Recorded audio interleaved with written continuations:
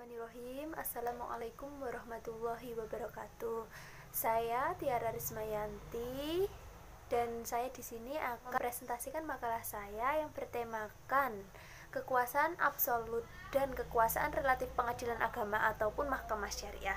Saya akan mempresentasikan bersama dengan rekan-rekan saya yaitu Dewi Rahmawati dan juga Eko Alfiatur Rahmaniah. Pada pertemuan awal ini saya akan menjelaskan terkait apa itu kewenangan absolut pengadilan agama dan mahkamah syariah.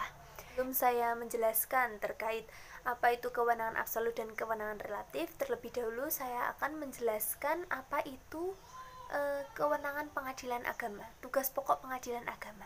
Jadi tugas pokok pengadilan agama itu yaitu untuk menyelenggarakan kekuasaan kehakiman yang mana menerima, memeriksa, mengadili, serta menyelesaikan perkara yang diajukan di pengadilan tersebut. Nah, khususnya di pengadilan agama juga ada yang namanya kewenangan absolut, kewenangan relatif. Tapi di sini saya menjelaskan terkait kewenangan absolut. Kewenangan absolut itu kewenangan mutlak yang dimiliki oleh pengadilan agama untuk menyelesaikan suatu perkara.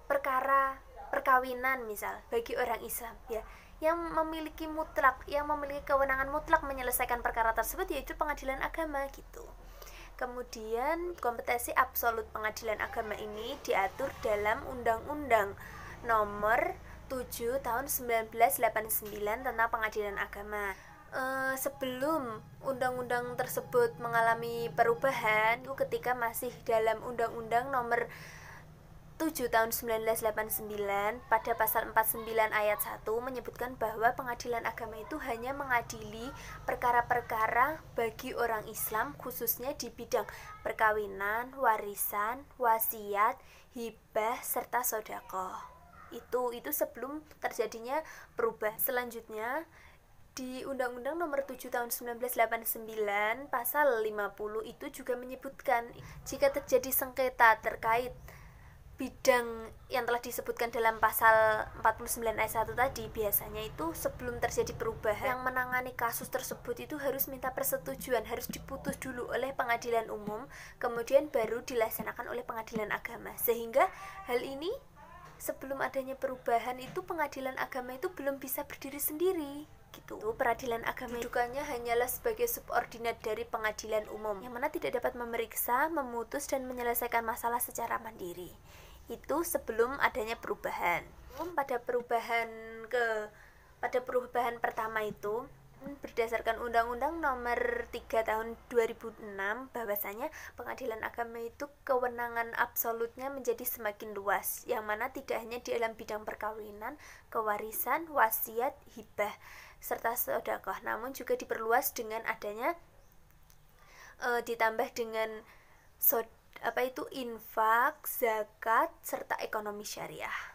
Tadi dijelaskan bahwasanya kewenangan absolut pengadilan agama itu kewenangan untuk memutus, memeriksa, dan menyelesaikan perkara di bidang perdata tertentu serta hanya untuk orang-orang tertentu, yaitu orang Islam khususnya, golongan orang yang beragama Islam. Sehingga orang yang tidak beragama Islam tentunya tidak bisa menyelesaikan di pengadilan agama. Adapun uraian tentang bidang-bidang terkait penyelesaian perkara di pengadilan agama, di antara bidang perkawinan. Nah, di bidang perkawinan itu sangat banyak sekali, yaitu misalnya seperti izin beristri lebih dari satu, izin dispensasi nikah, izin menikah di usia yang belum sampai 21 tahun, terus izin harta bersama, harta gonogini, pengasuhan anak, terus apalagi yaitu perceraian karena talak, perceraian karena gugat, dan masih banyak lagi. Dan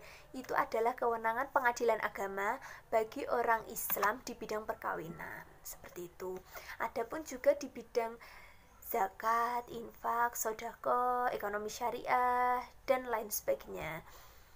Di dalam bidang-bidang yang menjadi kewenangan absolut pengadilan agama ini juga diatur secara khusus dalam undang-undang yang mengaturnya. Misalnya bidang perkawinan diatur dalam KHI ataupun dalam Undang-Undang Nomor 1 Tahun 1974 tentang perkawinan. Adapun tentang ekonomi syariah juga diatur di dalam kompilasi hukum ekonomi syariah. Terus kemudian ada apa yaitu zakat, itu juga diatur dalam Undang-Undang Zakat. Kemudian ada kewarisan dan sebagainya. Nah, uraian tadi adalah seputar dari kewenangan absolut pengadilan agama. Kemudian ada juga kewenangan absolut pengadilan agama tetapi khusus di Provinsi Nanggroe Aceh Darussalam. Biasanya kita mengenalnya dengan Mahkamah Syariah. Ya, Mahkamah Syariah. Jadi ini tuh diatur dalam Undang-Undang Nomor 11 Tahun 2006 yang mana terkait pengaturan apa itu yang mana mengatur tentang pemerintahan Aceh. Jadi Mahkamah Syariah itu selain diatur secara khusus, pengadilan agama yang diatur secara khusus di Nanggroe Aceh Darussalam, dia itu juga memiliki kewenangan yang lebih luas, yaitu kalau di pengadilan agama pada umumnya itu kan hanya memiliki kewenangan mengadili perkara perdata. Kewenangan absolut pada Mahkamah Syariah itu dikatakan lebih luas daripada pengadilan pada umumnya. Kenapa? Karena dalam menjalankan kewenangannya itu pengadilan Mahkamah Syariah ini tuh mencakup tentang hukum keluarga atau al-ahwal asy-syakhsiyah, kemudian hukum perdata, kemudian hukum jinayat atau hukum pidana. Jadi kalau di pengadilan agama pada umumnya hanya mencakup hukum perdata tertentu, namun di pengadilan Mahkamah Syariah ini lebih luas. Yang mana kewenangan tersebut itu juga sebagian diatur di dalam qanun.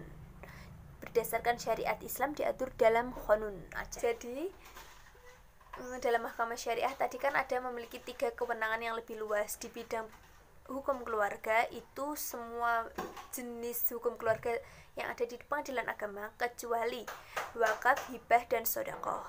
Kemudian masalah hukum perdata yaitu yang meliputi jual beli, hutang piutang, muzaraah, mudharabah, dan sebagainya. Kemudian di bidang jinayah atau hukum pidana yang mana itu meliputi hudud, qisas, ta'zir, yang mana antara hudud, qisas, ta'zir itu juga dibidang-bidangkan lagi, yang mana kalau hudud itu meliputi zina, menuduh zina, itu merampok, mencuri, itu nanti hukumannya hudud. Kemudian kalau qisas itu seperti pembunuhan, penganiayaan, itu hukumannya dengan qisas. Kemudian ta'zir itu meliputi denda.